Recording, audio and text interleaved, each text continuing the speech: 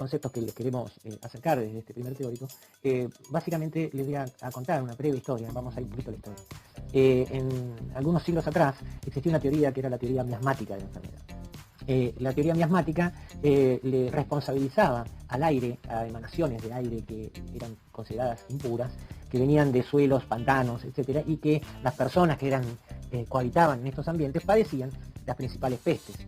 Enfermedades mortales, que de alguna manera estaban produciendo una morbimortalidad importantísima, diezmaban la humanidad en aquel entonces. Y todos ustedes conocen la malaria o el paludismo, ¿sí? Precisamente en aquel momento se hablaba de malaria, que es un término, es una contracción que viene del italiano, que quiere decir mal aire. Y lógicamente esta denominación tenía que ver con el origen de estas emanaciones fétidas que se daban en los pantanos. Desde ya ustedes hoy saben que la malaria o paludismo es provocada por un parásito y que hay un vector biológico, y digamos cómo se pudo establecer esta relación básicamente tiene que ver con un poco de la historia de la microbiología. Y esta historia tiene su desarrollo principalmente en el siglo XIX, donde hubo muchos personajes importantísimos para el desarrollo del conocimiento de lo que hoy sabemos es la teoría infecciosa de la enfermedad. Acá están dos exponentes fundamentales, que es Robert Koch y Louis Pasteur. Ambos y otros, unos cuantos más, pudieron sentar las bases de que un pequeño microorganismo, que prácticamente invisible a los ojos desnudos de cualquier persona, podían ser los responsables de estas pestes y estas enfermedades que afectaban a la humanidad. Esto llevó mucho trabajo y de alguna manera se establece una serie de postulados que vamos a ver son los postulados de Koch. Bien, Koch precisamente establece en esta época, en este momento histórico, fines del siglo XIX, una demostración concreta de que un microorganismo puede ser la causa de una enfermedad. El primer postulado de Koch tiene que ver con que el patógeno debe estar presente en el hospedador enfermo. Bueno, lógicamente uno puede tener un patógeno sospechoso. Digamos, este concepto hoy en día parece ridículo, pero había que demostrar que un pequeño bacilo, que una bacteria mínima, chiquitita, que apenas se la puede observar en un microscopio, fuera responsable de alguna enfermedad muy grave. Por lo tanto, si esta es producida por un patógeno, el patógeno debería estar presente en el hospedador y, segundo postulado, tendría que ser aislado en un cultivo desde el hospedador enfermo. Esto sienta las bases de lo que es el diagnóstico microbiológico, en realidad, que después vamos a desarrollarlo ampliamente a lo largo de la cursada, ¿no? Que es aislar el agente de una muestra que obtenemos de un paciente.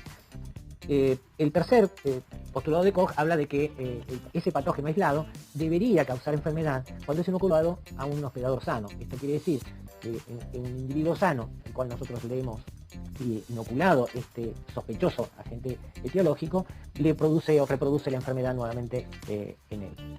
Y lógicamente, para poder demostrar que la teoría infecciosa de la enfermedad, Koch lo que establece es que ese patógeno nuevamente puede ser reaislado del hospedador infectado en el modelo experimental.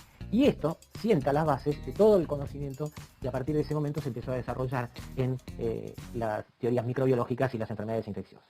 Ahora bien, existen excepciones a los postulados de Koch.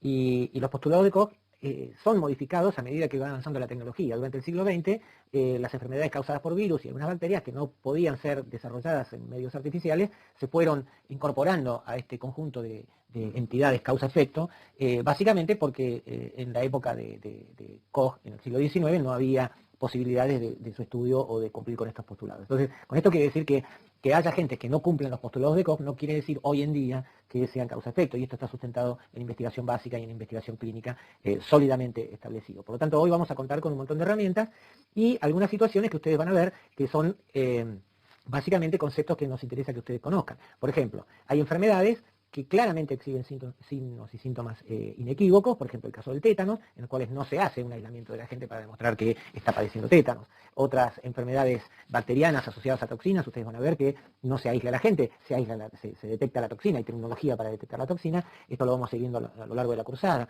También van a ver, y esto es importante también que lo tengan presente, y es un poco la transversalidad que tiene Microbiología 2, es que hay entidades como las neumonías, las diarreas y las meningitis, por ejemplo, ¿sí?, entre otras, que son producidas por un espectro muy amplio de agentes. Entonces, las características epidemiológicas, lo que ustedes puedan arribar de información que les dé el laboratorio, básicamente ustedes pueden acercar y ponerle nombre y apellido al agente etiológico de esta entidad.